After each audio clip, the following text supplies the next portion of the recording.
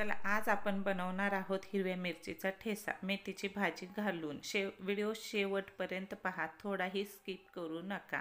चला तर मग सुरुवात करूया। कढई गॅसवर ठेवलेली आहे, त्यामध्ये अर्धा पाव मिरच्या एकदम स्वच्छ धुवून मिरचीचे 2 भाग करून भाजून घ्यायचे आहेत।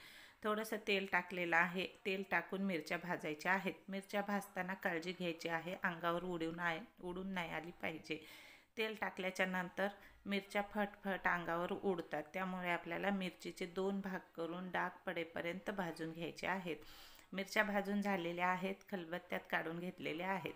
त्याच कढईमध्ये 2 टोमॅटो बारीक चिरून घातलेले आहेत, त्यामध्ये थोडंसं मीठ घातलेलं आहे टोमॅटो शिजेपर्यंत आणि थोडं तेल टाकून झाकून शिजायला ठेवायचं आहे। इकडं मूठभर अशी मेथीची भाजी स्वच्छ धुवून ठेवलेली आहे, त्याला पण बारीक चिरून घ्यायची आहे। आता ही बारीक चिरून झालेली आहे मेथीची भाजी शिजलेल्या टोमॅटोमध्ये टाकून घ्यायची आहे आणि मेथीची भाजी पण 5 मिनिटं शिजवून घ्यायची आहे।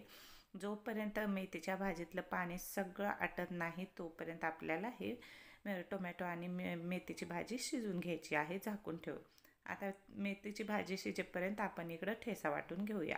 मिरच्या घेतलेल्या आहेत, चवीपुरतं मीठ घातलेलं आहे, लसूण घातलेलं आहे आणि थोडीशी कोथिंबीर घातलेली आहे। छान आबडधोबड ठेचा वाटून घेतलेला आहे। मोठा व्हिडिओ चॅनलवरती फेसबुक पेजवरती अपलोड केलेला आहे, नक्की पहा। आता वाटलेला ठेचा मेथीच्या भाजीमध्ये टाकून 5 मिनिटं परतून घ्यायचा आहे। चला, आपला ठेचा तयार झालेला आहे।